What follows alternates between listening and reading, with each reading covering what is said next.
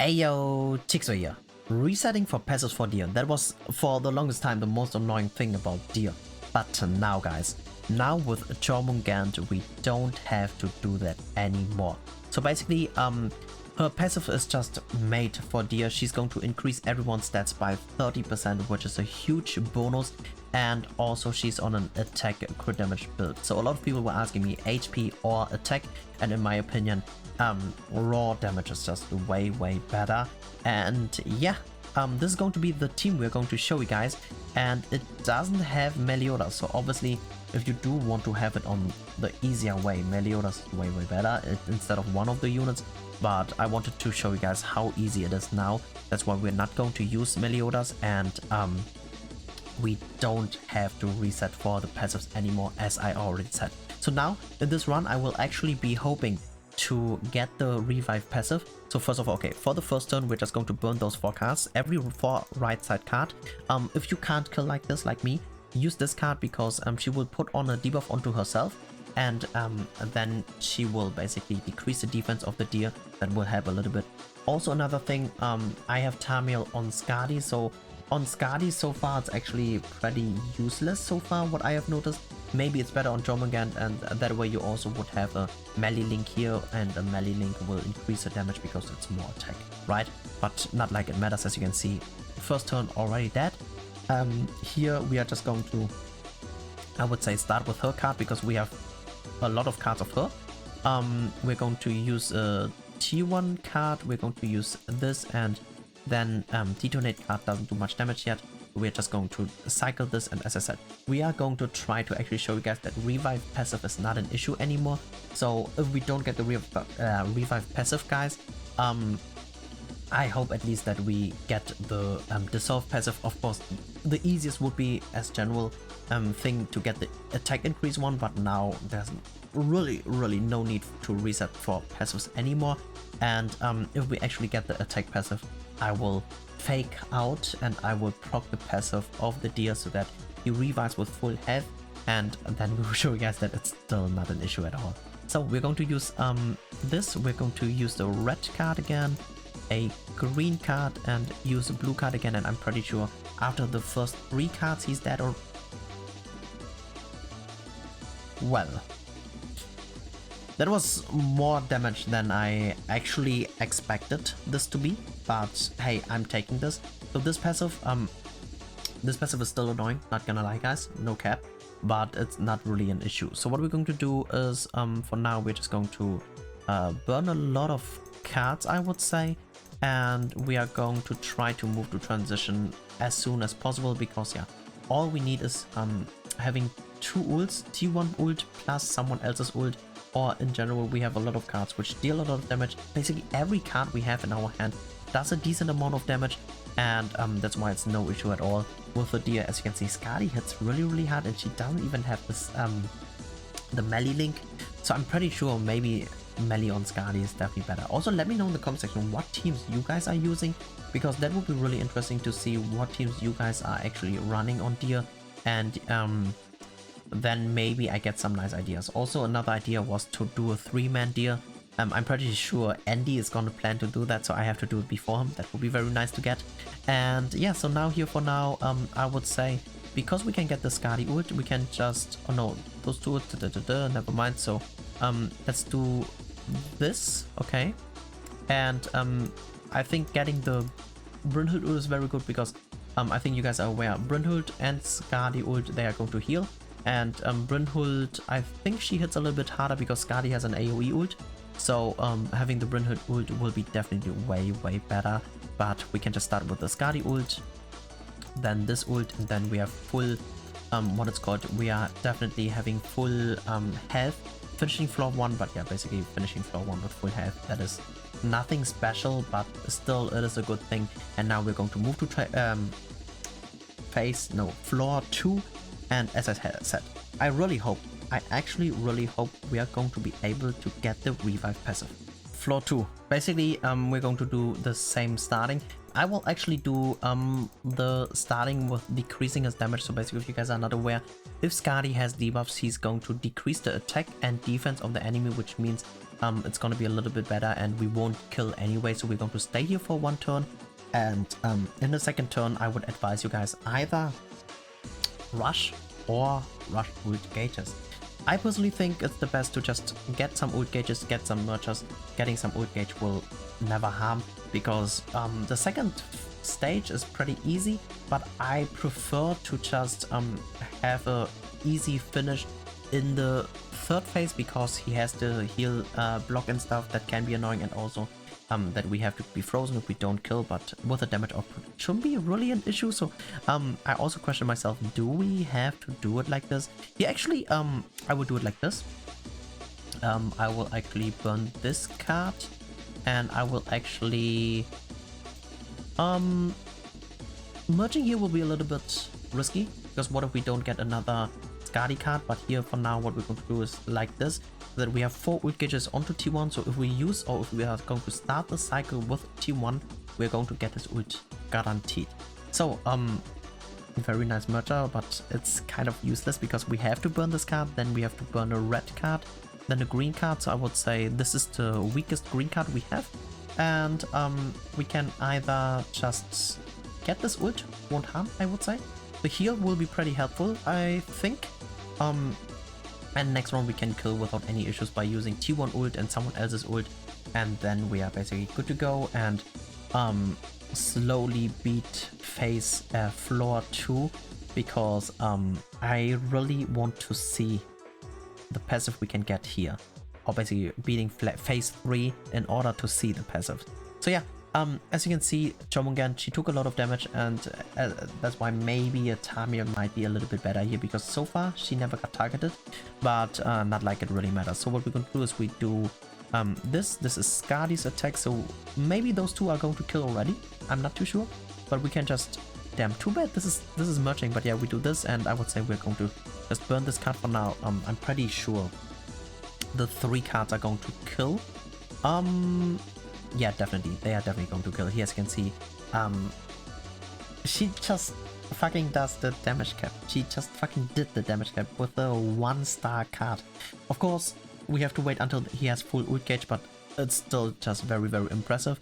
Here, we're just going to go full damage as well. So I would say this will help to get some debuffs onto us, onto Skadi. And now we're just going to burn some cards in order to deal some damage. And next round, hopefully, maybe actually using 2 T1 cards might be a little bit better, because using 2 T1 cards will give us more ult gauges, so in case we're going to draw T1 cards, we can get his ult easier, but it's not necessary to rush the ult, so don't worry about that, and we just try to kill here as fast as possible, because the heal block is still annoying. There's no way to play around the heal block besides of finishing the deer as fast as possible in this phase. So if we would have had another detonate card of Brynhild, that would have been nice, because basically if we would have had another Brynhild detonate, we would have been able to probably kill here, but maybe we still can. So what we're going to do is, because of the ult, we're going to use it. It increases the damage. We do this. I think Brynhild hits the hardest in general, and yeah, this way we have all elemental cards, which are going to be helpful, because in the next phase we try to get we try to go for the elements in order to remove his 50% HP increase, and yeah, we just do more damage than I actually expected. Very, very nice. We have the revive passive. This is exactly what I'm looking for, not gonna lie, guys. We're going to beat with the revive passive, guys. So yeah, what we're going to do now is basically we go a cycle, and we are going to go a cycle with T1 in order to get T1 ult. So we start with T1. We're going to use this. We are going to use, I would say, this ult already. This should deal the damage cap still, and this should deal the damage cap as well, while we are going to get the T1 ult, and it's gonna be very helpful with the damage. So yeah, it's very, very awesome that we actually got the T1 ult again, because that will be super helpful. So I think this is very interesting to show, to prove you guys, hey guys, no more resetting passives, less time consuming now. And I'm not too sure if this is the optimal team though. because probably an AM melee, no, not AM melee, trader melee will still do better because you have so many single targets and melee gets so many stacks. It's gonna be very helpful. Here's a problem. Okay. Oh no, never mind. All the cards look like basically the same. I was like, here's a problem, we don't have a red card, but we actually have a Skadi card. Because the Skadi and the Jormungand card, they look alike. So here we do this. This detonate will guaranteed to kill. The only unfortunate thing is we took a lot of damage, but it is what it is. So what we're going to do now is T1 card, and I would say yeah, whatever. The T1 card will kill already, because yeah, the detonate even does a lot of damage if she breaks the cycle, but if she doesn't break the cycle, it's a shit ton of damage, and bam, very easy floor 2.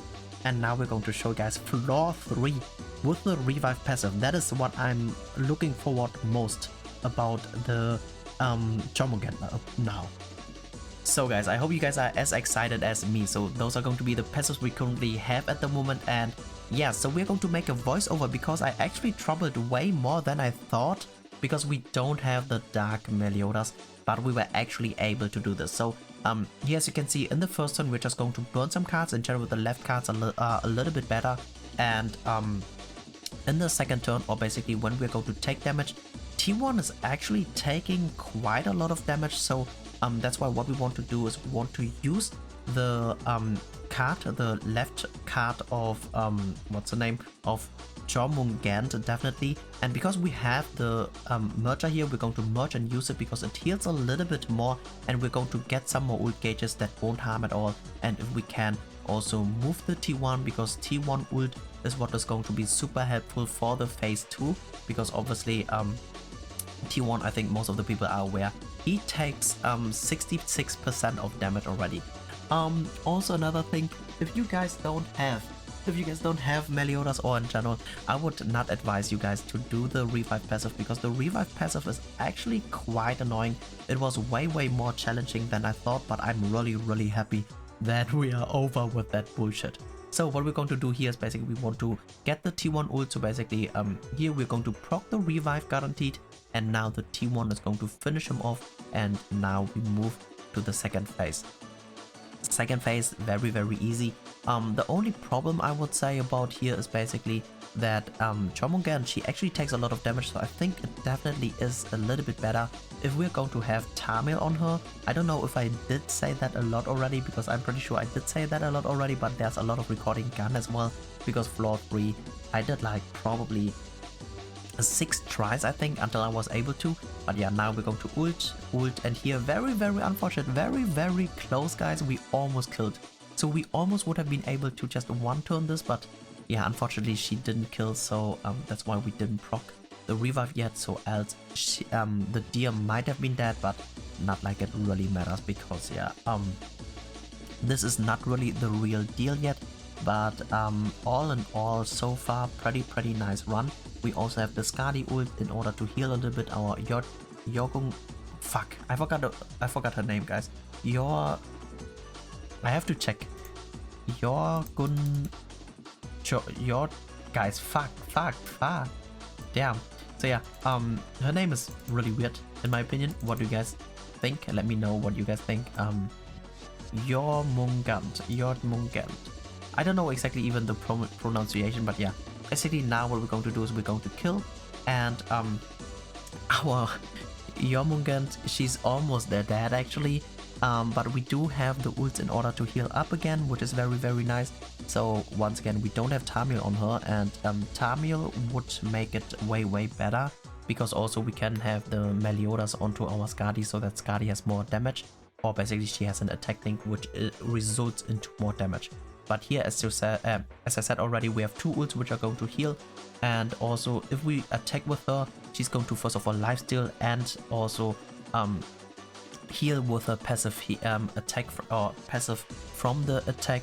And yeah, basically that is what we're going to do. Also another thing, what I have found out, or I was trying to get the golden Skadi debuff card, or where she herself where she debuffs herself, and we actually have that card draw here.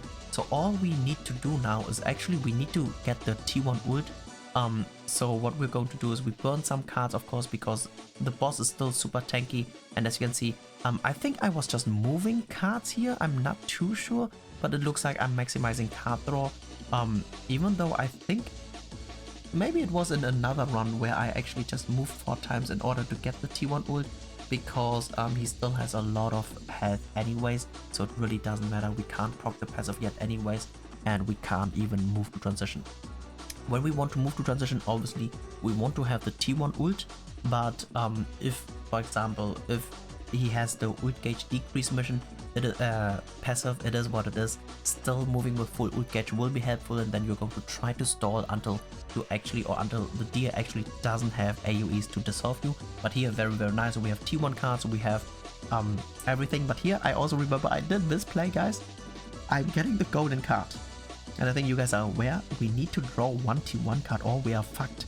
So I was just using it, I was just burning it, because usually when I play on mute I just do something else as well, and I was like, fuck, I don't have a fucking T1 card. So that's why we're going to click on T1 after I noticed it, because yeah, without T1 card the run is basically over.